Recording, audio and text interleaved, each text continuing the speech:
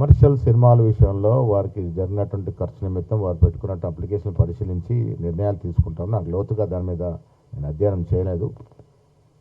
మీ ద్వారా ప్రభుత్వాన్ని విజ్ఞప్తి చేస్తాను, ఎంత పెద్ద సినిమా అయినా టికెట్లు అనేవి సామాన్యుడికి అందుబాటులో ఉండాలనేది నా వ్యక్తిగత అభిప్రాయం.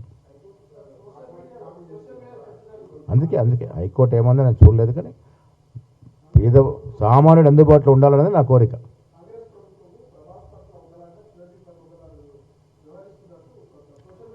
కాంగ్రెస్ ప్రభుత్వం ఆనాడు వెంగళరావు గారు, చెన్నారెడ్డి గారు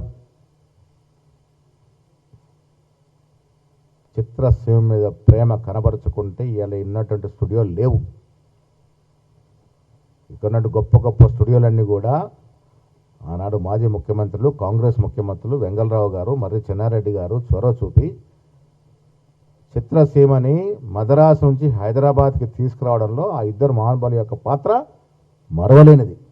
అప్పటి నుంచి ఇప్పటి వరకు కాంగ్రెస్ పార్టీ వ్యక్తుల నిమిత్తం లేకుండా, కులాలు మతాల నిమిత్తం లేకుండా ప్రతి సినీ కళాకారుని గౌరవిస్తూనే వచ్చింది. ఆ గౌరవం ఇప్పటికి కూడా ఉంటుంది.